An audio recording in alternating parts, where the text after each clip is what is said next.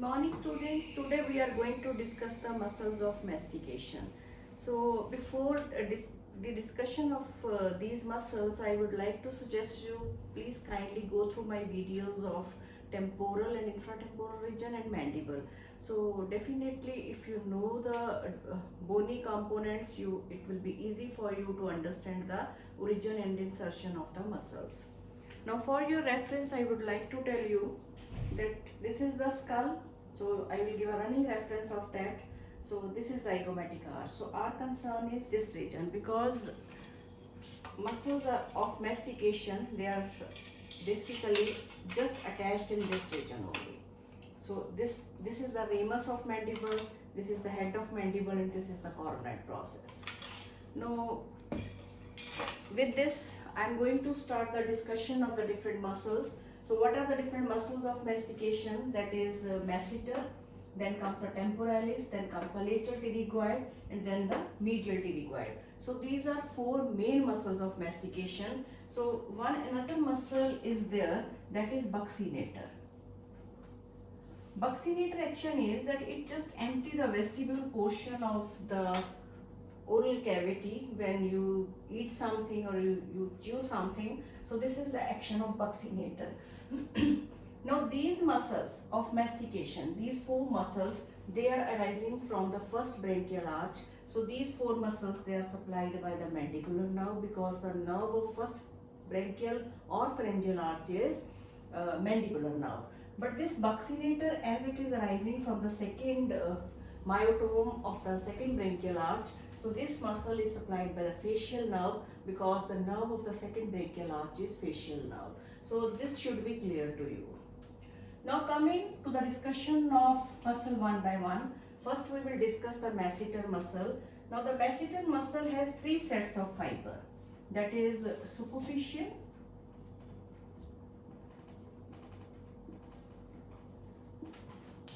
middle, and deep. Now for easy reference, the middle and deep fibers, they are categorized under deep muscle fibers. Now these superficial muscle fibers of the masseter, so first you remember that this masseter muscle as a whole is arising from the zygomatic arch. Now next concern is what about the different fibers? Now the superficial fibers, they arise from the anterior 2/3 portion of the zygomatic arch, but which part? That is the lower border of that. Sorry.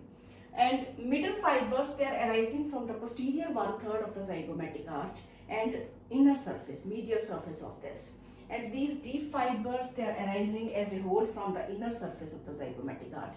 But in a simplified manner, if we just categorize the fibers into two categories, then it is again okay. That is superficial and deep fibers. Superficial, they are arising from the anterior 2/3 of zygomatic arch.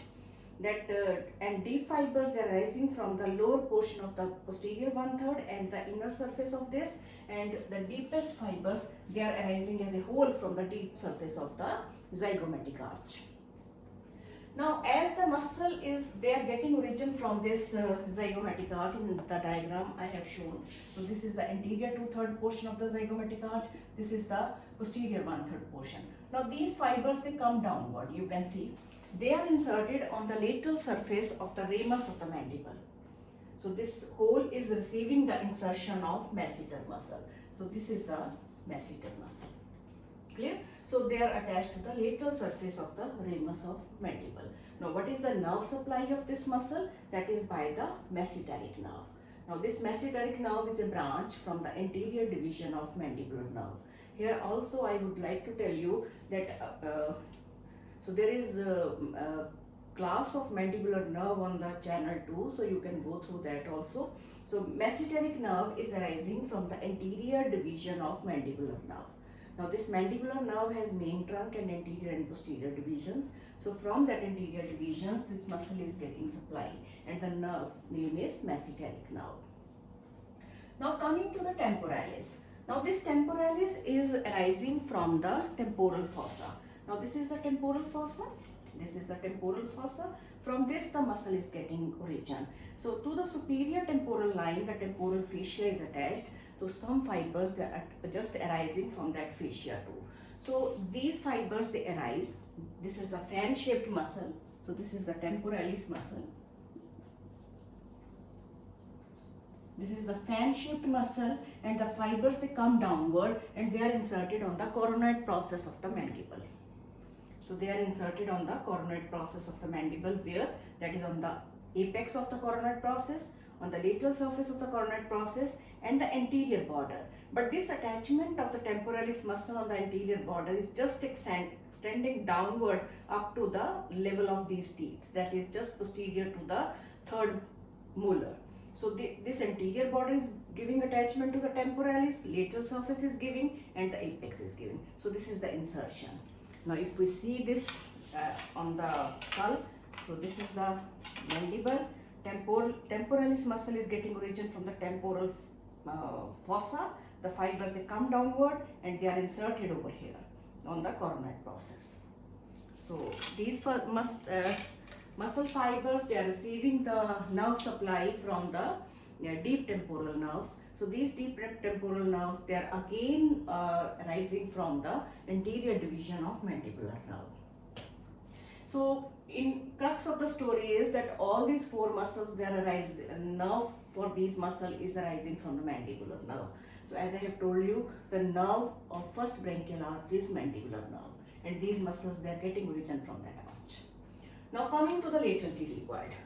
Now lateral pterygoid has two heads, that is upper and lower head.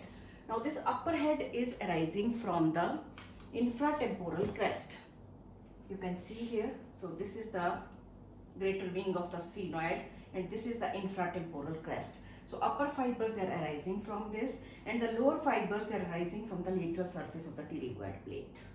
Now these two heads, you can see in the diagram. So the fibers, they just they are coming from the different part. This is the upper head, this is the lower head. The fibers, they join with each other, and the muscle is inserted into the pterygoid fovea, that is on the inner surface of the head of the mandible. So there is a depression on the neck portion of the mandible, so but on the inner side. So the lateral pterygoid is inserted into that pterygoid fovea. Now in addition to that, these muscle fibers, they are inserted into the, or they are attached to the capsule of the temporomandibular joint and articular disc of the temporomandibular joint. So these are the three insertion point of this lateral pterygoid. There are two origin point. One is from the infratemporal crest and the inferior surface of the greater wing of the sphenoid, and another is from the lateral surface of the lateral pterygoid plate. So this is the origin point, and insertion is into the pterygoid fovea. Now here I would like to tell you that this lateral pterygoid muscle has some important relations. So what are those? Now if we see this over here, if we see the mandible like this,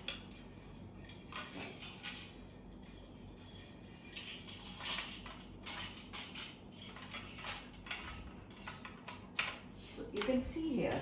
Now the lateral pterygoid is just present on the inner side of this ramus of mandible. So if we discuss the relations of the lateral pterygoid, so what is lying lateral to the lateral pterygoid? This ramus of the mandible. Now what is attached to this ramus of mandible? Masseter. So in lateral relation of the lateral pterygoid, or superficial relations of the lateral pterygoid, is ramus of the mandible, then masseter muscle, then which fiber is coming here and is attached to the coronoid process? That is the temporalis muscle fiber, tendon of temporalis, that is again in superficial relation to the lateral pterygoid, then maxillary artery. So these are the four things which are in superficial relation to the lateral pterygoid. So what are those? I would like to write, that is the ramus of mandible,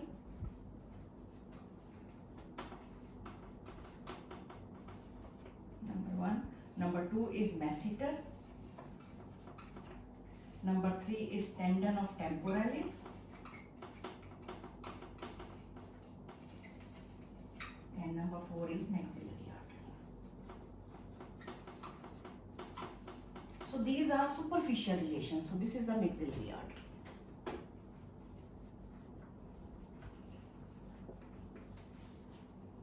Clear? Now if we see the deep relations of this, in deep relations, if we remove this, so the important structure which is present in deep relation is, that is the mandibular nerve, deep relations are mandibular nerve, then comes the sphenomandibular ligament,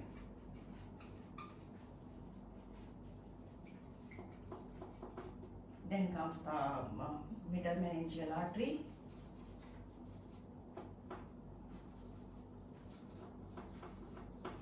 and then comes the medial pterygoid.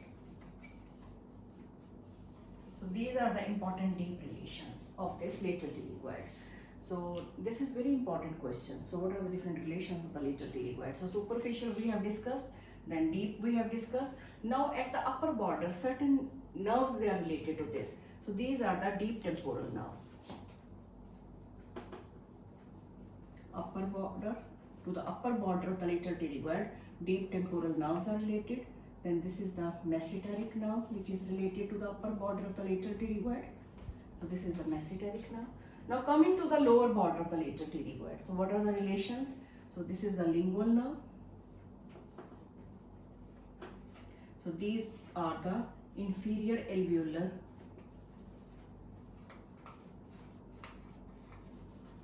artery and nerve. So these are the deep relations. Now coming more laterally, so this is the middle meningeal artery. But this middle meningeal artery is just entering deep to the lateral pterygoid, but it is present near the lower border of the lateral pterygoid. So this is the middle meningeal artery. Okay. Now coming to the structures which are present in between the two heads of the lateral pterygoid. So one important structure which is entering into it is the maxillary artery, which ultimately enter here. So this is the maxillary artery.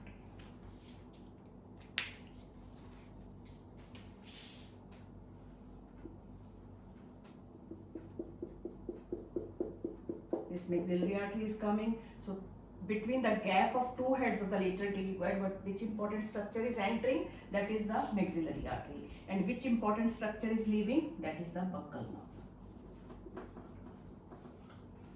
So these are the important relations, and another important structure which is related over here is that the pterygoid plexus of veins. So it is present all over here. So pterygoid plexus of vein is related with the lateral pterygoid muscle. So I would like to repeat the relations of the lateral pterygoid, that the superficial relations are, that is the ramus of mandible, then comes the masseter muscle, then comes the tendon of temporalis and maxillary artery. And the deep relations are mandibular nerve, sphenomandibular ligament, then comes the middle meningeal artery, then comes the medial pterygoid muscle. Okay. Then structure present at the upper border is deep temporal nerves and masseteric nerve. Structure in relation to the lower border is lingual nerve and inferior alveolar nerve and vessels. Structure related to the gap which is present between the two heads of the lateral pterygoid. One structure is entering and one structure is leaving through gap. So structure entering is the maxillary artery and the structure leaving is the buccal nerve. So these are the important relations, and the next important relation is the pterygoid plexus of veins is related to the lateral pterygoid. Now coming to the next muscle, that is medial pterygoid. Now this medial pterygoid muscle is arising by two heads, that is superficial head and the deep head. You can see this is the medial pterygoid muscle.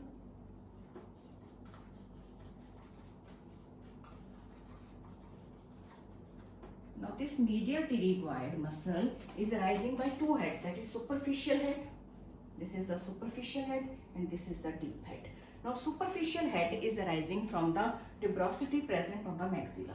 So this is the maxilla. So superficial head is arising from this, and deep head is arising again from the lateral plate of lateral pterygoid plate. But here from where? That is on the medial surface of the lateral pterygoid. Mind it, it is the lateral pterygoid which is giving origin to both the pterygoids. So lateral pterygoid is arising from the lateral surface of the lateral pterygoid, but the medial pterygoid is arising from the medial surface of the lateral pterygoid. And this muscle is inserted on the ramus of the mandible, but where? That is on the inner surface near the angle. So this medial pterygoid is inserted over here, but it is present on the inner surface of the ramus of mandible. And the nerve of medial pterygoid is arising from the main trunk of mandibular nerve. And nerve for lateral pterygoid is again arising from where? That is anterior division of mandibular nerve. So these three muscles are getting nerve supply from the anterior division of mandibular nerve, but this medial pterygoid, if this is the main trunk of mandibular nerve, it divides into two divisions, that is anterior and posterior. The first three muscles, that is masseter, temporalis and lateral pterygoid, they are arising from the anterior division of the nerve, but this nerve to medial pterygoid is arising from the main trunk of the mandibular nerve. So this is important. To understand the mandibular nerve, please go through my video of mandibular nerve. Now coming to the action, so I would like to tell you, easy way to remember the thing is that all the muscles of mastication except buccinator. So these are the muscles. We will discuss these four muscles first. The action of these four muscles is all the muscles, they cause elevation except the lateral pterygoid, which causes the depression. Depression means opening of mouth. So the lateral pterygoid is the depressor of that. So main movement which is happening at the TM joint is elevation and depression.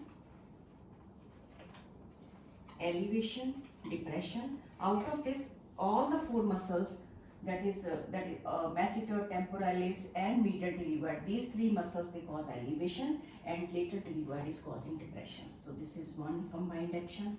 Then comes the another movement, that is protrusion and retraction.